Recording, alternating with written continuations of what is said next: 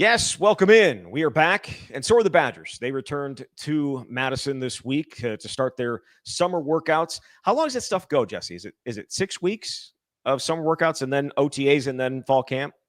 Well, it feels like they get very little rest and breaks because it's a year-round job, but you build up and then you have your squat fest, and then I think you get a little bit of break, but then you come back. And obviously, we know fall camp starts in what, 2 months? So It's got to be July.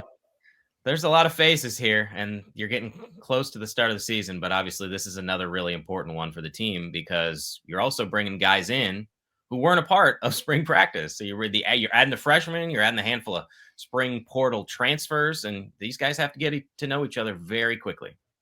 Yeah, I believe because they play August 28th, fall camp can start July 28th. I believe you can start a month before, so a little bit earlier start. And when is Big Ten Media Days out there? It's like the 22nd, 23rd, 24th in Las Vegas.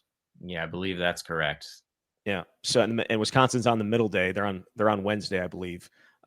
So we're not that far away, but we still have a lot of summer. We're not going to wish away summer. Certainly not going to make anybody do that. And especially on this episode, because it is the positivity episode. I had someone reach out a couple weeks ago and say, can you do like a best case scenario? Because I feel like perhaps there has been some negativity, and I will own that. I think that there's negativity around the program, but it doesn't all have to be negative. And maybe I've gotten caught up in that a little bit. So we are going to be totally positive today. Before we jump into the episode, though, do you have anything to announce yet? We still waiting on this? Yes, we are, but I promise it's coming soon. My expectation is to be able to publicly share what's next for me Monday, June 2nd. I can promise you I've been working my ass off for the last month to help create a product that I feel like has a chance to be very special, something I can be proud of, and something that I hope you, the viewer and the listener, will want to experience. So I'm really looking forward to this, and I can't wait to share. And I'm sorry for the vagueness at this point, but I promise the announcement is coming soon. Coming soon. And we need to talk about working your ass off. Just based on some of our texts, it feels like you have no downtime at this point. Like it's just go, trying to make this thing as great as it can be. And I'm sure it's going to be. Yeah, usually May is the slowest month on the calendar, and I just sort of check out. But obviously, the circumstances this time around were a little bit different after the Athletic decided they were done covering Wisconsin, and I wasn't done covering Wisconsin. So if you want to make something really special, you have to put the work in, and that's what May has been all about for me. Really excited for you to be able to share those details coming up here in less than 2 weeks. So should be a good time, and I think fans are going to certainly enjoy it. Also, in terms of the positivity episode, we're also going to be continuing our series with the fullbacks. Brady Ewing, we had a chance to talk with him. A really fun conversation. Played for some really good teams, or played on some really good teams. The 2010, 2011 Badgers, the two best offenses. So some really good fun stories out of that. And so he'll be coming up here in a little bit. But as I said, it's the positivity episode. And we are going to take a positive look at what could be for Wisconsin this fall. And I wanted to start with players and best case scenarios for certain players. And when I look, I feel like every conversation starts this way. What about the quarterback? Because the last 2 years have, no, I'm not going to do that. Positivity episode. What Billy Edwards Jr., he is coming in off a solid season at Maryland. Really good to start. Didn't have as good of a finish as probably he wanted, but he comes in here and takes over as starting quarterback. Never a question, no competition. He's the guy. What is the best case scenario for him this fall? Well, I'm going to tell you this from the off-field perspective, from what we've seen so far. I feel as though he is probably the most personable quarterback that I've ever covered here. And we've seen a lot of quarterbacks roll through here the last 14, 15 years. There's a handful that are certainly in that conversation. I was going to say Graham Mertz was right. Pretty open. Graham Mertz was very good, but obviously the way his career played out, I think you become a little bit more guarded towards the end. Sure. Things aren't going your way, and Billy's coming in a situation where he's got a fresh start. But I do think his personality allows other people to want to follow him, and it sort of is infectious. Now, again, that doesn't necessarily mean you're going to win the games, but I think when you've got that sort of spirit and that freeness coming here, and he understands what the role is this year, you have 1 year to do as much as you can. that combined with the experience and what this offense can be this season, I think we talked about this on the last show. I said essentially what Stocko type of year was. I said 15 touchdowns, 5 interceptions, something like that was how I put it. It's just about limiting the mistakes. The amount of the load they're putting on the quarterback this year, the expectation is that it will not be the way that it was the last 2 years because you'll be more physical.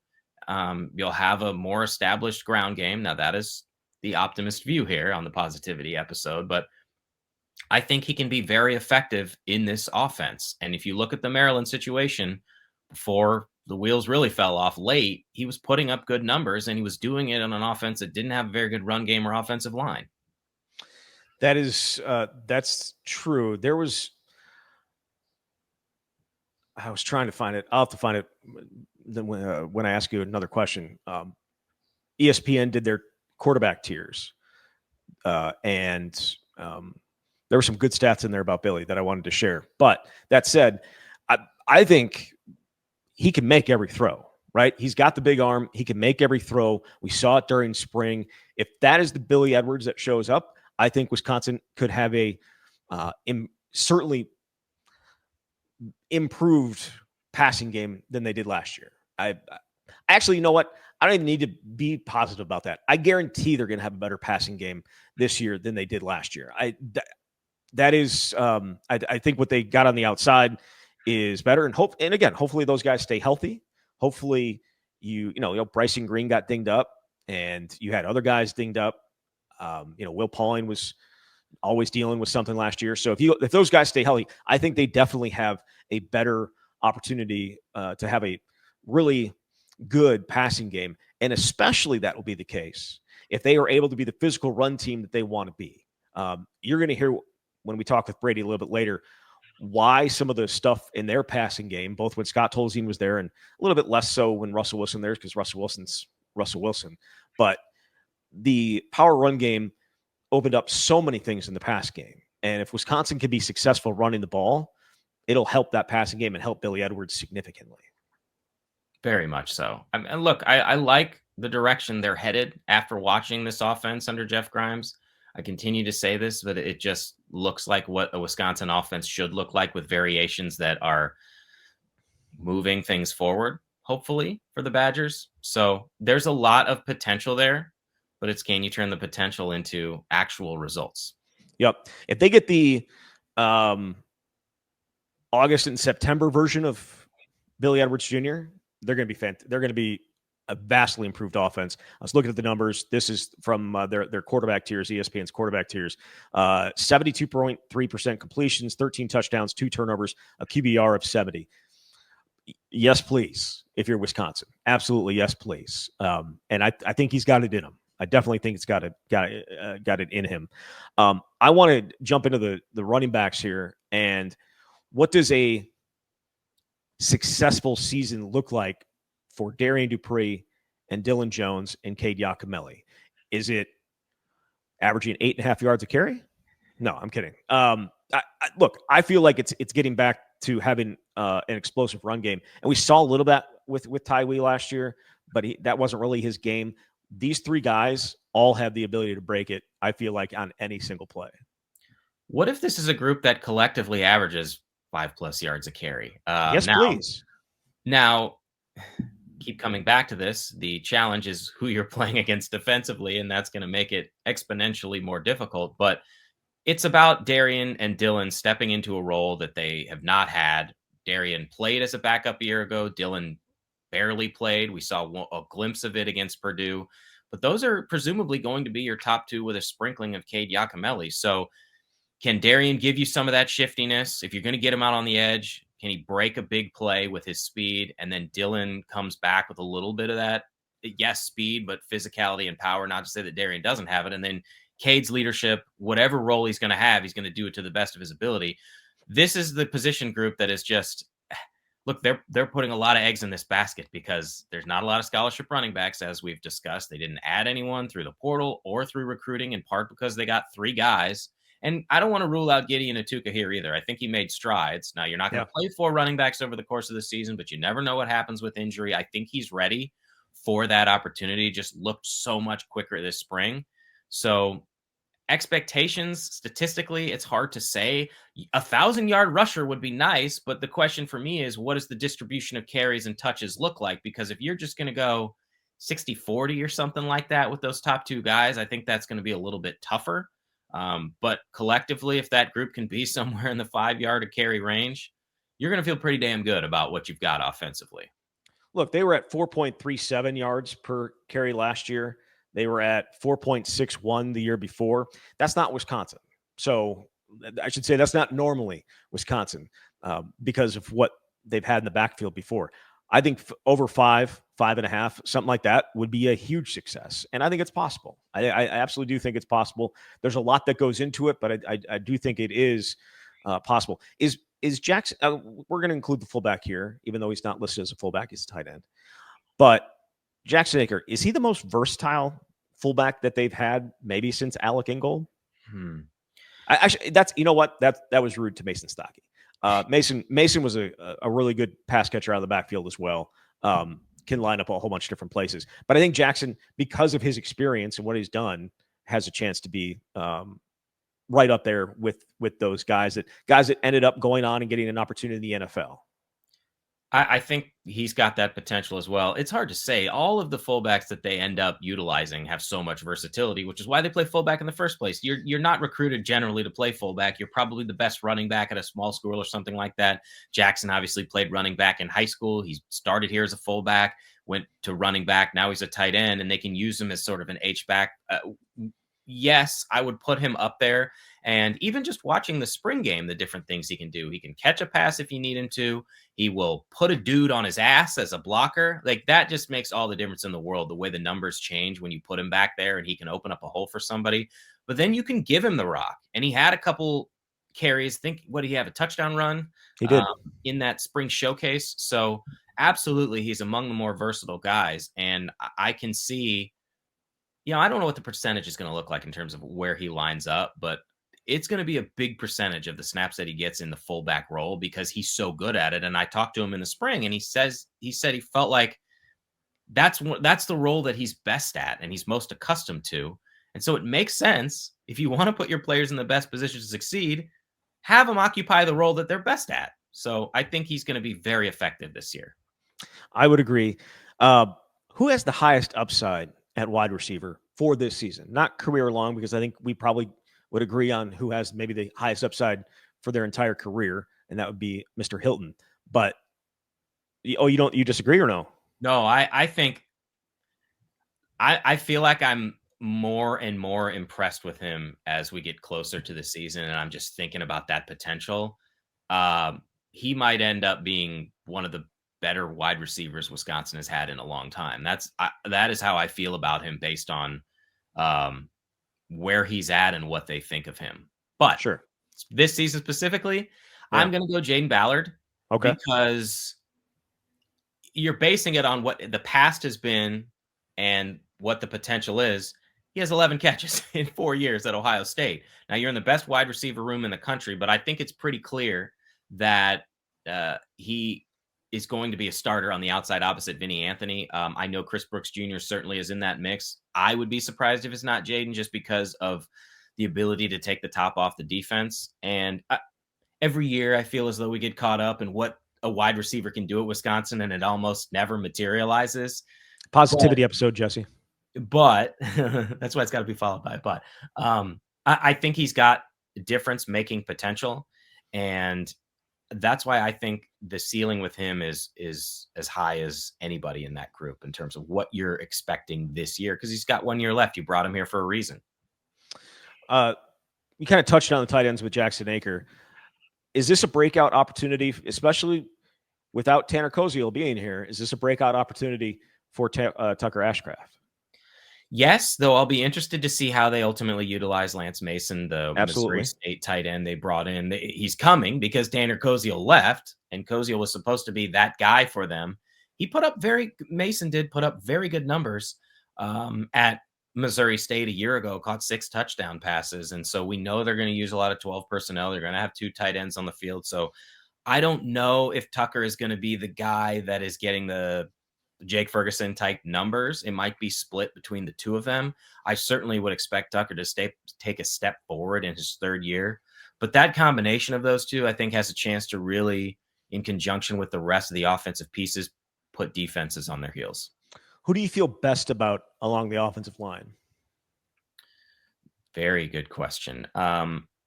If I had to pick one out of the potential 5 starters, yeah, we rarely talked about Jake Renfro, but that's a good thing when you're the center. Look, he's the anchor. You and I both talked to him. He's exactly what you would want out of the leader of that unit.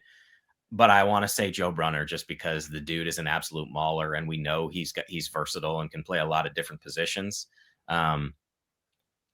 It's hard for me to pick one over the other, and that's also not even mentioning a guy like Riley Mahlman. You're building this offensive line around these 3 guys who are all returning. So I don't want to say a tie because hedging isn't what's in the cards here. So we don't do that here. I'm just gonna go Jake Renfro though, because he's the guy who's locked in at center. He's got so much experience. He played under Luke Fickell at Cincinnati, and he's healthy. And we're not talking about him, which is, I think, sort of like the long snapper, right? Like that means you're doing your job effectively. Very intrigued to see Davis Heinzen, right? And that for sure. But that right guard spot is the one that's going to be the significant competition. And we saw a bunch of guys rolling through there. But I think Emerson Mandel has star potential. And it's an offensive lineman, so star is relative. But I think he's got huge potential. And if he's able to win that job, I think that's best for what they want to be long term. Now, I know that Blazek loves Kerry Kadenko and the attributes that he brings, and I like Kerry Kadenko. I think long term, Emerson Mandel has the brighter future. He's a bigger body. He's the type of body that is going to, wear on guys throughout an entire game. So I'm big fan of that, and I would be. I think it'd be a great thing if he ended up winning that job, because he would have earned it, right? Like he would have earned it. He would have earned Blazek's trust to put him in there over Kerry Kadenko. So it's still a 3-man battle because JP Benchwall can occupy that role, but he wasn't healthy. Yes, Emerson has the highest ceiling, the best long-term potential, and if he can beat out those guys for the starting job, then you've got someone who, when healthy, can be locked into a starting role for 3 to 4 years and potentially position himself as the next NFL guy. That's certainly down the road here, but the highest upside in the group, an absolute mauler. I remember when Casey Rawbuck was talking to us on the signing day when he was still a member of the recruiting department and just absolutely raving about what Mandel could do. It's the reason he's a 4-star guy and one of the top players in the state of Minnesota. So, yeah, I think if I had to pick, that he'd be the day one guy. But Kerry Kadenko is pushing and doing everything that he can to make it challenging, which ultimately only makes both of them better. The defensive line is going to be the best defensive line they've had in the last 5 years. Is it an overreaction or no? No, you threw an overreaction or no into me.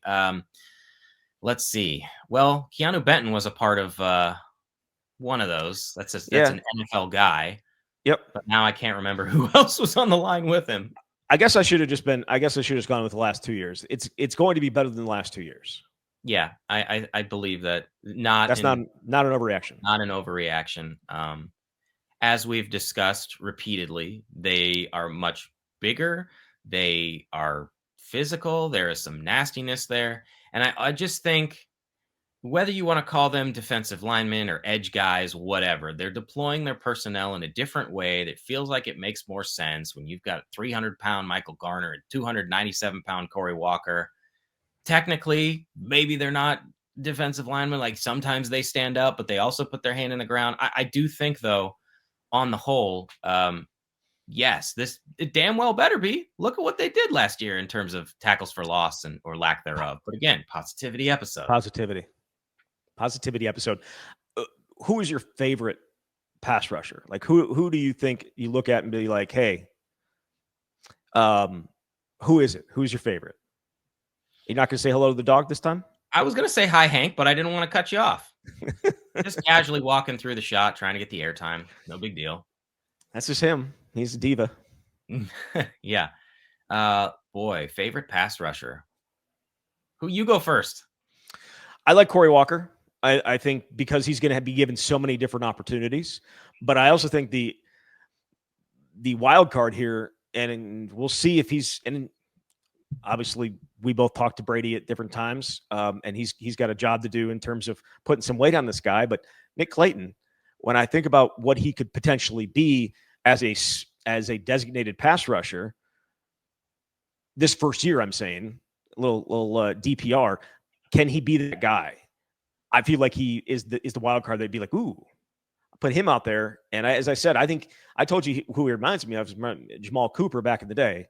It's about 20 years ago now. He just has that type of body at this point, and he's explosive. And we saw it in the spring game or the spring showcase. I'd be like long term over the season, I'm excited about him. I would say of this freshman class, Hilton and Clayton are the two that jump to the top of the list of potential difference makers right away. Now, the Clayton one is interesting. Put on a lot of weight, as a lot of true freshmen early enrollees do when you enter a college strength program. I think he was 199 when he came in, and then he was 222. So where can he go from here with even more time to get ready for this season? Yeah, he had the 3 would-be sacks, however you want to term them, during that spring showcase, because you can't actually drop the quarterback to the ground. But what would that look like when you're going against a number 1 defense? Very intriguing. Look, there's a lot of edge guys. I mean, I think Sebastian Cheeks is somebody that can sneak up on people a little bit because of the combination of strength and speed. And it goes back to what the outside linebackers coach Matt Mitchell said, which is utilizing a bunch of different body types that are best for the circumstance. So you're not going to put the quicker edge rusher on the field every single time. But let's say you need somebody to tee off in a pass rushing situation. I think he's got potential, as does Tyrese Fabry, who they brought in from Kentucky. Absolutely. The inside linebacker group has a lot of versatility as well. I don't know exactly what we're calling Aaron Witt, and exactly what position I would still, I guess, label him an outside linebacker, so I wouldn't put him in this mix. But Turner and Allegro and Curtis, and then can't wait to see Mason Posa when he gets here. But those 3, and especially the top 2, I feel. And maybe this is revisionist history because of maybe things didn't go the way we were expecting them to in 22, 23 or last year. But these 2 guys in the middle, if they stay healthy, I feel like are the best, could be the best duo they've had since 21 when it was Chanel and Sanborn. That's very high praise. Positivity episode. Mumajong Meta put up really good numbers, and then the next year fell out of the rotation. They've had guys with experience, but I don't think that's a stretch to suggest. And Allegro, as we've said, physical freak, probably going to be their leading tackler, can do so many different things. It just feels like he's ready for that breakout year. And as Curtis gets further away from the hernia issue that he dealt with a year ago, being fully healthy, yeah, that combination has a chance to be very good. And I would expect those 2 to be on the field for a large percentage of the linebacker snaps there. Ricardo Hallman, All-American 2025. Oof. Overreaction or no?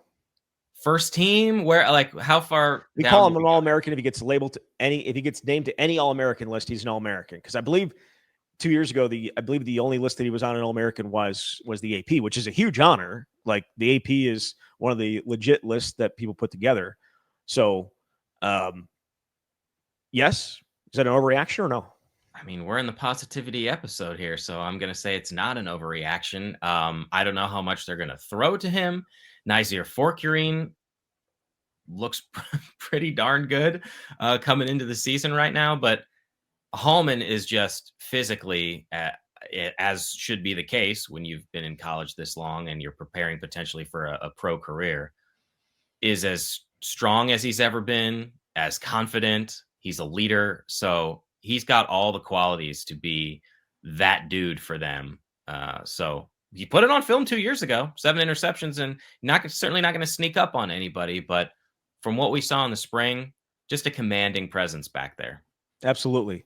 Absolutely. Special teams wise, I feel like they're in a good spot. Certainly punter, they're in a good spot. The kicking competition is going to play out, but I like both options. They can use Gavin Lom for the long ones. You can use Nathaniel Vakos as well. That's gonna. We talk about the right guard job. We talk about a bunch of different jobs. The kicking competition, I think, is still wide open.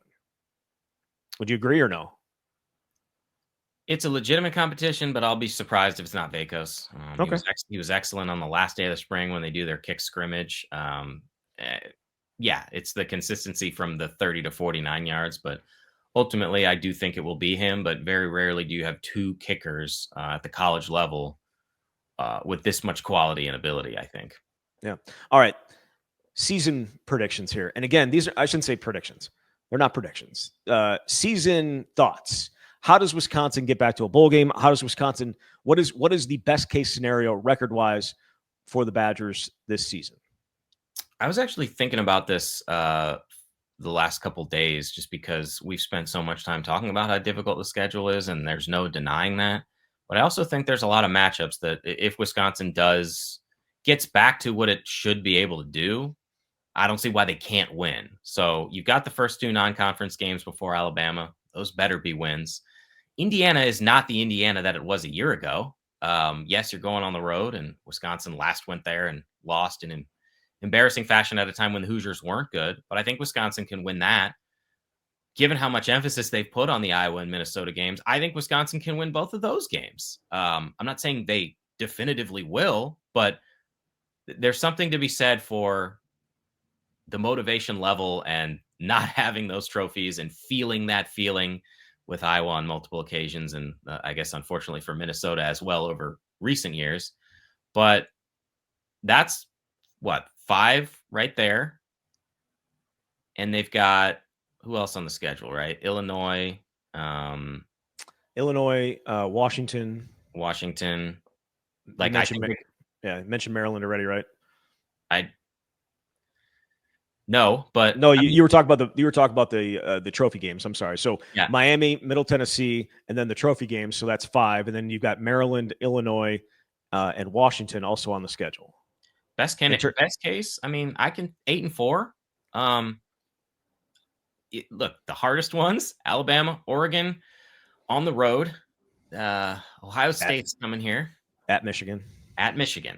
Those are the 4. If you're a very good team, I think you can win the other 8, and maybe you surprise in one of those. So I think the pie in the sky here is anything better than 8-4. I think a lot of people would even say 8-4 because that'd be a very good season given the challenge. But I don't think it's impossible. I don't. Look, if all the things that we've talked about this episode happen, I think 8-4 is realistic. And because this is the positivity episode, I'm going to say they're going to happen. All the things that have to work out for Wisconsin to have a good season are going to happen, and you get to 8-4, and then you potentially have an opportunity with Ohio State here, right? And you obviously, it's very tough road games at Michigan. It's been a while since you won there. Oregon is always a difficult place to go to, and certainly Alabama early in the season. Maybe they're still finding their footing. I think we talked about that last year as potentially how Wisconsin could win. Again, if Wisconsin has its starting quarterback throughout the entire year, give Luke Fickell a chance with a starting quarterback for an entire year. Just give him a chance. That's what I think. When I think about the last 2 years, and I want to put a positive spin on it, give me a starting quarterback for 2 years, for a full year, right? So if they get Billy Edwards Jr. for the entire year, I think 8-4, 8-4 is would be an amazing record considering this schedule, and we'll see if it plays out that way. But I not everything has to be doom and gloom, and I've been thinking about that for the past couple of weeks here, trying to be a little bit more positive, because there are positive things happening within this program, and there are positive things to latch onto and be positive about it. If you want to be negative, that's certainly your prerogative, and I'm going to be probably here and there with that, but there are positive things happening in this program. It is not the doom and gloom that quite a few people would make you believe. That would Agreed? that would be my sense as well. And it's easier to feel that when you're in May and you're not coming off a loss where you're just wondering what happened to all that work. But they're taking the steps necessary put themselves in better position to succeed. And some things just have to go your way. Yeah, talent matters and hard work matters. And sometimes things have to go your way. So it's high time that happened for the Badgers. Absolutely. Absolutely. All right, let's jump into our interview with Brady Ewing here. Had a fun conversation with him, and we'll come back on the other side and close things up. And we do welcome in a special guest. It is former Wisconsin fullback Brady Ewing. Brady, appreciate you jumping on. Yeah, thanks for having me. Excited to chat a little bit of golf with you guys. Yeah, chat a little football, fullback stuff, right? Hashtag fullback stuff. We were joking about we were joking about that on the on text when we were setting this up. But yeah, we are. And again, we've talked to Matt Bernstein last week, talking to Brady here. Going to be talking to Mason Stockey as well, and a couple other guys here as we welcome the fullback back into the fold. I was telling Matt last week that I got the idea from Jesse's story a couple years ago of what it meant to all the fullbacks to see the offense go away from fullbacks. And I figured we'd bring it back the other way now with the fullback being back involved. But I want to start this the same way I do with all of these. And what I'm going to start with is, what does it mean to you to be a fullback, or what does fullback mean to you? I mean, to me, fullback is a mentality. And, you look at offensive identity, and I think having a fullback, growing up as a Wisconsin fan, seeing the way that they ran the offense, we're a run first offense, physical offense. It A fullback embodies that, and you don't see many teams very often lining up with a fullback behind the quarterback anymore. And so I think there's a sense of pride in that. The fact that for a long time, Wisconsin, that was our identity: a run first offense, physical. Oftentimes, defenses would know where we were going to run, and we just didn't care because it was a mentality, it was a mindset. And as a fullback, at least me, that's what I tried to embody, because you were, basically a miniature offensive lineman going and trying to do your thing and help the offense. This new offense isn't going to look like the offenses of years past, but there will be usage of fullbacks. When you heard about what Jeff Grimes was bringing, or just the fact that that position would be back in some capacity, how did it make you feel?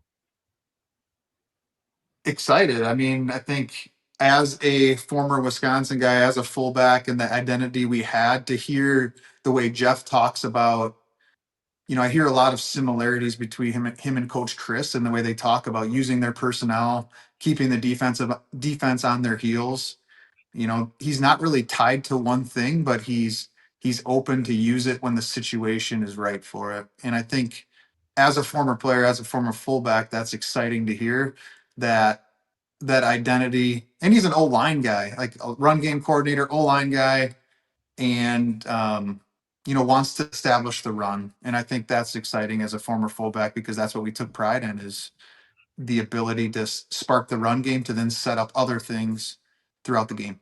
I want to go back to before you got to Wisconsin and coming out of high school. Was fullback always the plan? I mean, obviously you were a walk-on, but like, was fullback always a plan? And was that something that you wanted to do, strive for, or did that was just, hey, if you want to come here, this is what you're going to do? Yeah, so you probably didn't know, Zach, but I came to Wisconsin as a running back, and walk on running back, and so I didn't know it was in the plans. But after that freshman year, Wisconsin at the time were bringing in multiple, one or two, 4 or 5 star running backs each year, and I could have been a special teams guy throughout my whole career, but they came to me in bowl prep freshman year and asked if I would be willing to move to fullback, put on some weight. And um, I said, if that's the chance to get on the field and help the team, I would be all for it. So for me, I always tried to pride myself on being a physical runner, and took a little bit to be able to transfer that over to the fullback mentality when you're blocking. But it was, yeah, it was good. It was a good transition, and it was something where I could help the team. I could see the field when Mickey Turner had a chance to graduate towards the end of his career, and it was just yeah, it suited me really well in my skill set. I struggled to put on the weight, but enjoyed the process to try to get there, of the eating and the training. What are the skills and tools you need to be an effective fullback?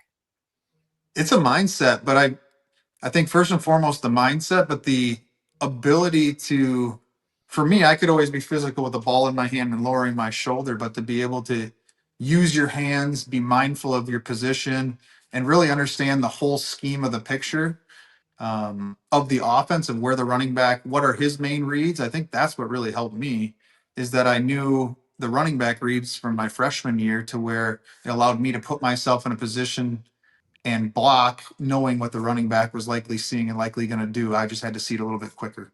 And so I think, mindset, mentality, at least at Wisconsin, that was huge. But then the skills of using your hands, knowing the full scheme of the offense, and going out there and, being willing to sacrifice your body for the greater good of the team or the running back to do his thing. I think that's huge. I think we've talked about this before, but I'm always intrigued by your thought process in 2010, because when Wisconsin went out to UNLV, and I don't know, did Brett Bielema not think you were ready? Did the offensive staff not think you were ready? Because Ryan Groy, who was an actual offensive lineman, was lining up at fullback. And I always am intrigued by your mindset in that spot, because it could have been like, well, hell, this is just not going to work for me. They're moving offensive linemen into my spot. Yep. But that didn't happen. Instead, you took that as a challenge and obviously went on and ended up being the starter for much of the rest of the year and then into 2011. Yeah. I mean, for me, it was, I don't know what Coach Bielema was thinking. Honestly, it wasn't really talked about internally. It was just, towards the end of camp, leading into that, early part of the season, they started putting Groy there in certain situations. And, I think I look back now and it's really the whole season's a journey. Like, you don't need to be your best week one. You want to win the game, no doubt, but you got to think about what you're putting on tape and, the mentality of the offense you're trying to build. And I think, Groy helped establish that early in the season, and it motivated me. To your point, I never tried to shy away from situations like that. It made me step up. It made me keep working on my game, to then ultimately get out there and be able to help the offense and the team do what we were going to do. And, learn some things from Groy too through that process. What was your favorite fullback play? Maybe it's just a fullback dive for a touchdown, but what was it called? And is there an example that comes to mind of that play? Yeah, so I always like if we're running power, multiple times a game, that was a staple for us back in the day, where fullback typically leaves on outside backer or the defensive end. That might be an overhang guy. And, you're pulling the backside guard to the play side. Ran that a lot. And so running plays off of that where, I run out to block the Sam backer who might be up on the line of scrimmage. I actually bluff him or slide around him and get out into the flats. Or that would, in Coach Chris' offense, that was called Martin or Luther, was the base name of that play, taking out the formation and shifts that might be involved in that. Or we would run a fake lead, and I would slide on the backside and run a backside flat off of a hard outside zone lead type situation. And that one was always chilly back. So the back triggered me to start play side and flow backside. And, with the way that we ran the game and the way that we established the run game, those were always big hitters to get the ball in my hand, to be able to get the ball in open space and not have to use too much speed or too much agility to try to get around guys. I typically had a little bit space naturally just because we were a big run team. So those are probably two of my favorites. One that jumps out to me is when we played Iowa down at Iowa. I think that was my junior year. I don't remember the play call because it was kind of a special play call, but they would roll the safety up into the box a lot, especially in short yardage situations or the red zone. And so I would typically be aligned to block a safety in one of our power plays. And we ended up bluffing him, and I ran and was able to catch a touchdown down at Kinnick Stadium. So that was a pretty good memory, and all built off of an established run game where it was that mentality, that Wisconsin, that identity we had at the time. I'm glad you brought the Iowa game up, because I was thinking of that exact play when Jesse was, when you were talking about some of the stuff that would happen off the play action and people just buying into the run game. That game, those 2 weeks, I should say, Ohio State and then Iowa. Two big, or you made a bunch of big plays, but you were on the field and put your guy on the ground on David Guillory's opening touchdown. Can you take me through what you were thinking and just your emotion and the sound in that stadium when he broke off your butt and went for a touchdown? Yeah, I mean, that got goosebumps when you just said it. I mean, probably the single loudest I had ever heard Camp Randall. And there was so much buildup leading into that game. There's so much anticipation, college game day, and, even the buzz in the classroom throughout the week, cameras at practice, and just people coming in from all over the country, looking forward to this game. So there's all these expectations and this buildup leading into a night game at Camp Randall against the number one team in the country. And, my responsibility, I was an off returner on that return.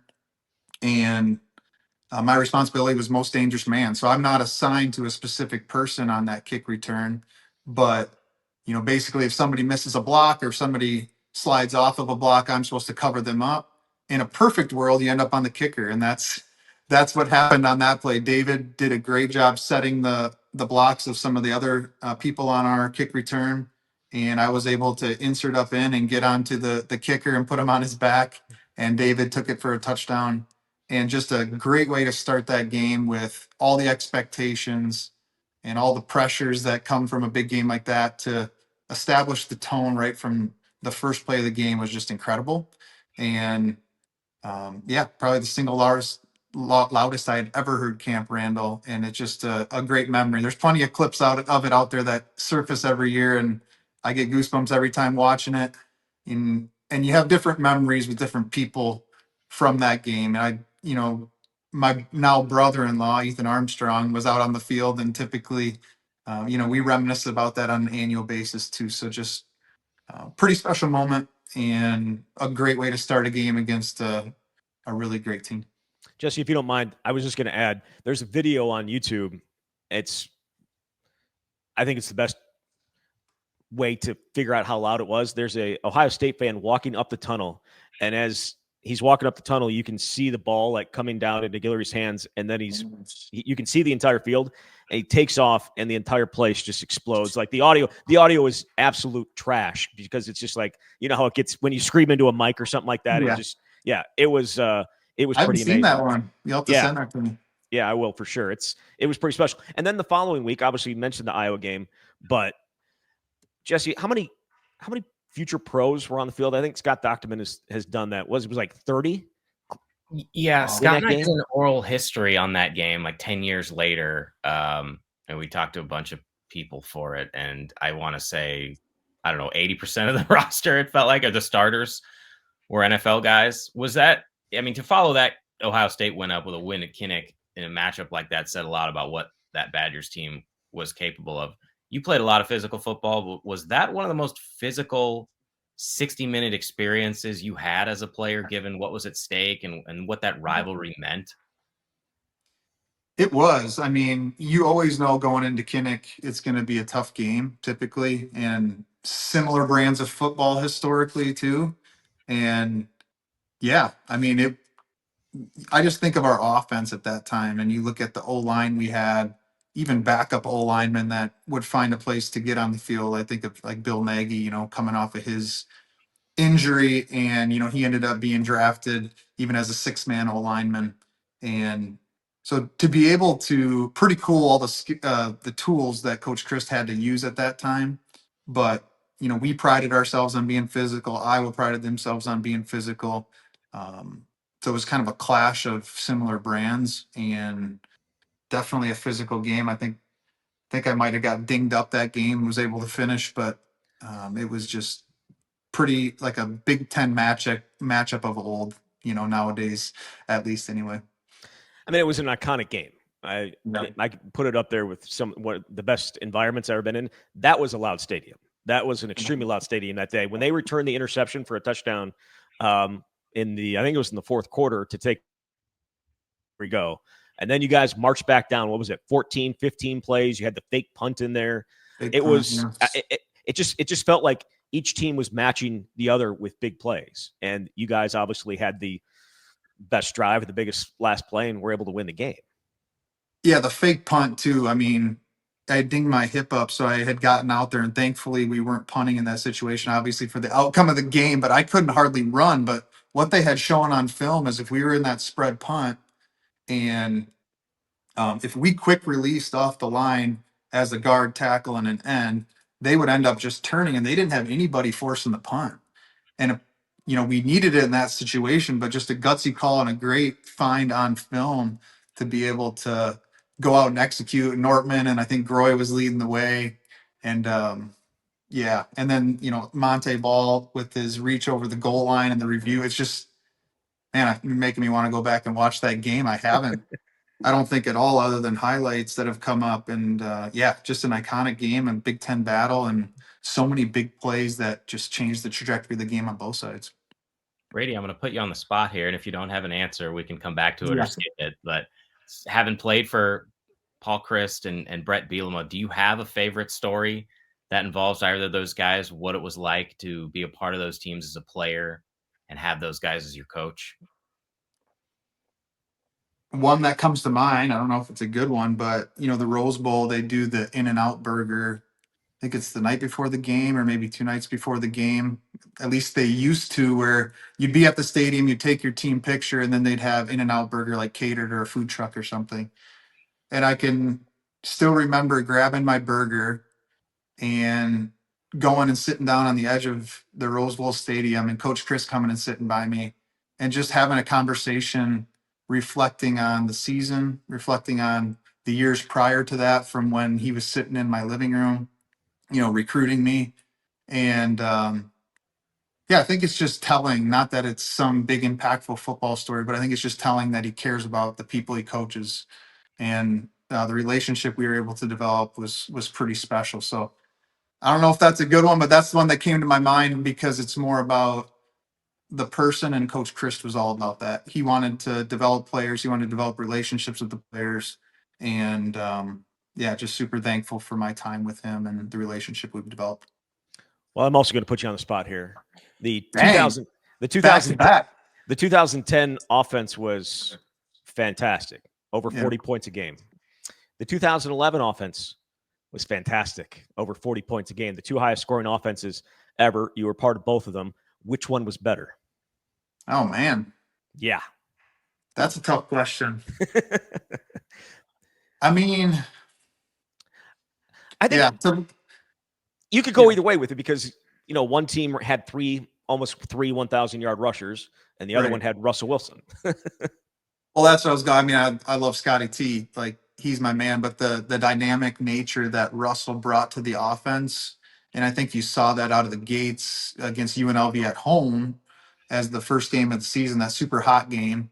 And I don't think he was touched all games. We had a great old line.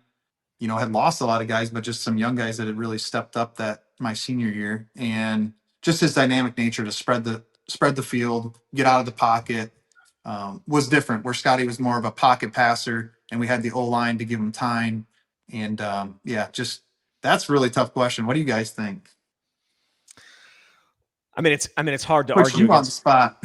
I mean, it's hard to argue against Russell Wilson, right? Like it's hard to argue what he was able to bring, the dynamic, both ability with his arm and with his leg. You guys had Aberdarius, you had Toon, you had Jacob Petter. I mean, you were loaded on offense. I mean, you had Monte Ball, you had James White, you had a freshman Melvin Gordon who obviously didn't play, but there was so much talent. That offensive line was insane. I mean, you can just go on down the line of how great that 2011 team and the 2010 team was as well, right? Like John Clay and Monte and obviously James White and Scott Tolzien, until Russell broke his record the year later, had the best passer rating or the best efficiency rating of any quarterback ever. So but I'd like to choose for both those offenses. I'd like to have. I think Wisconsin fans would be okay with having either at this point. Yeah, we'd take it. I might like to go back and try playing again too. My first week in Madison on the job, and the first game I ever covered was the middle of the 2011 season. It was probably the worst game of the year in terms of excitement level, because it was the Indiana game after a bye when you guys beat Nebraska.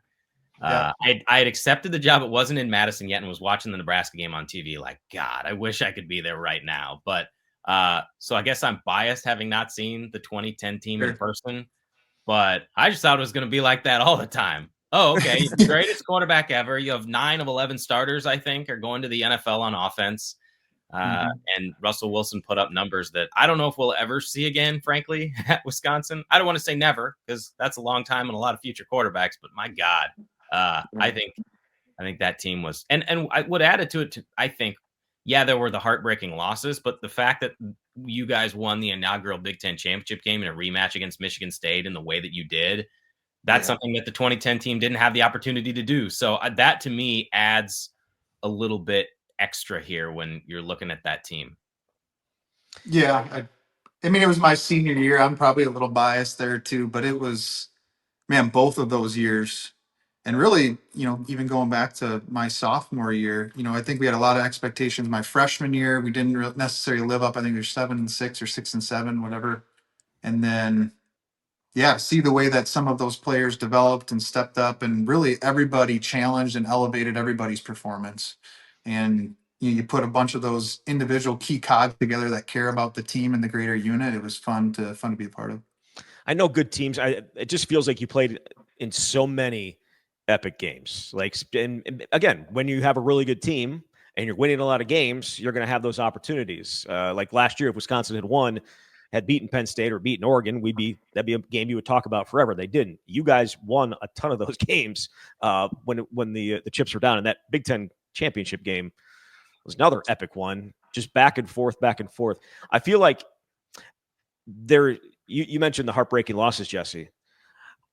Just a defensive play here or there, and you guys might be playing for a national championship. Yeah, look at you talked about the Big Ten championship playing Michigan State again. I mean, look at that game and the way that ended. I mean, I was at midfield. I was the captain that year. I was at midfield with Coach Bielema planning out what we were going to be doing at the coin toss in overtime. He's thinking ahead, and they end up completing that Hail Mary, and just a heartbreaking loss on the road that I think that game could have gone either way in overtime, obviously. Then we played Ohio State the next week. So yeah, a couple heartbreaking losses, but to your point, Zach, is a few plays here and there, that whole season changes. So yeah. So after 2011, you get drafted in the 5th round by Atlanta. Were you expecting to get drafted? Was what your agents telling you? Yeah, they were saying basically fifth round to free agency, and there was a few teams. Obviously, at the time, not everybody was using a fullback, or they were using the Ryan Groy approach, where they put an O lineman or a defensive lineman back there in short yardage situations. So there was a few teams that we knew were looking for one.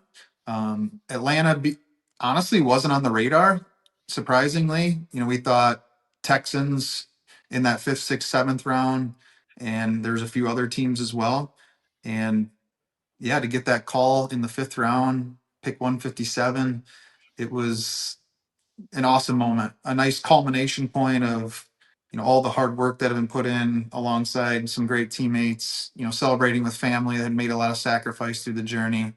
And it was just an awesome experience. But then the work started to try to make it at that next level, like I had tried to do throughout my whole career from high school to college, and then making that jump to the NFL. So it was still a shocker to me when I sat down with Coach Settle at the end of my junior year, and he said it was a possibility for the future, and there were scouts already talking to him. To me, that was mind-boggling, and it motivated me to go continue to work on my game and see where it could happen. And just thankful that I had the opportunity to be drafted and then go to Atlanta for 2 years and Jacksonville for a year. Couldn't stay healthy, but enjoyed the ride. John Settle always told it like it was. He was one of my favorite coaches to talk to. He was fantastic. I mean, I mentioned the story about Coach Christ earlier, but he was another guy that just developed a personal relationship with him and truly cared about his players. And it was just, guy that you want to go out and run through a brick wall for. So this is going to be part of our positivity episode. We've been accused a little bit of negativity because of what has happened the last couple of years. Sure. But I want a positive outlook for you as an alum. Do you feel like this is something that it still has a chance to get turned around, and there could be Luke Fickell can have success here at Wisconsin? Well, you're forcing my hand on that.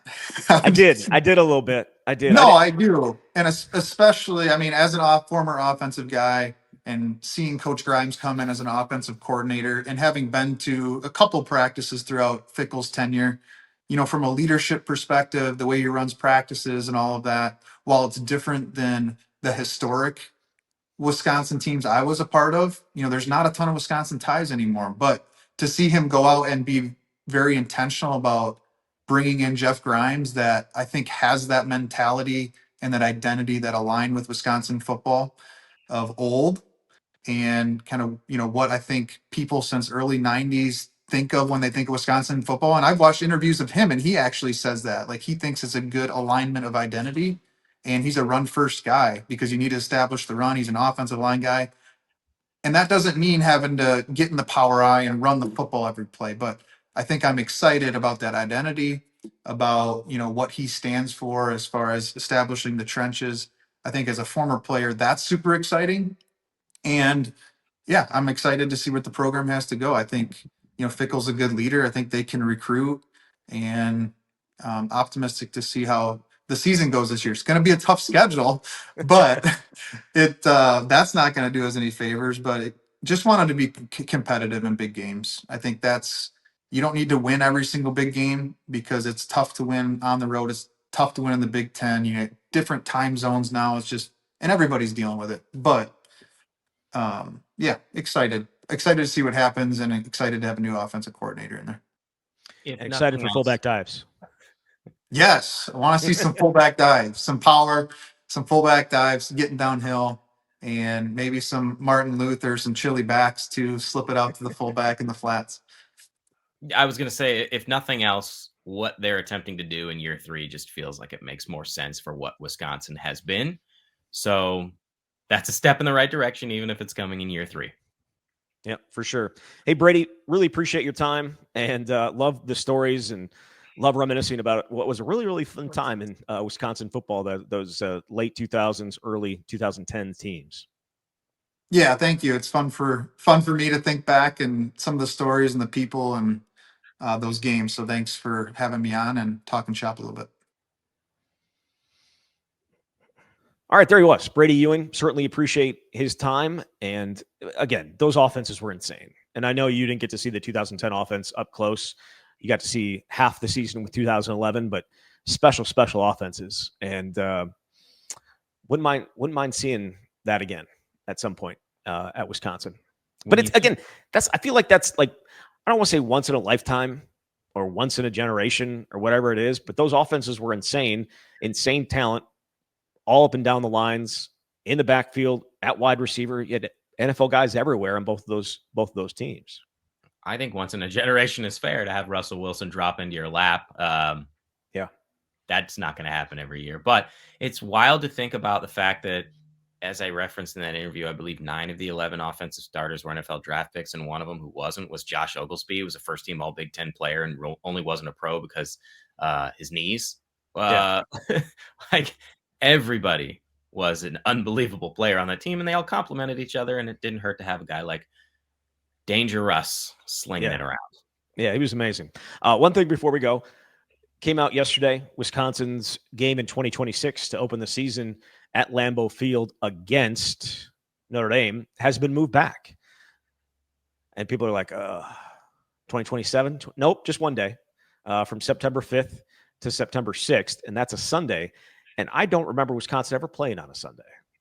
I feel like it probably has happened at some point, but I don't remember it. But either way, that sets up to potentially be a night game at Lambeau, because they're going to be one of the standalone games that night for sure. I've gone back and looked. There's like, at most, there's like 2-3 games on the entire slate on that opening Sunday, because it's the last Sunday before the NFL hits the field. So I think that I can't wait for that game. Can't wait to be back at Lambeau for that. whatever time it is, it's going to be a great atmosphere. The last time they were there for the LSU game when the Badgers won and LSU was a top 5 team. Neutral site, supposedly, obviously, just Madison East, but great atmosphere. And that's what college football is all about. Yeah, absolutely. All right, Jesse, appreciate your time. We'll be back next week. We have got some more interviews to do, and getting closer to an announcement from you. In the words of Bart Scott, can't wait. All right, Jesse, thank you. Thanks, Zach. All right, there it is, Jesse Temple. You've been listening to The Camp.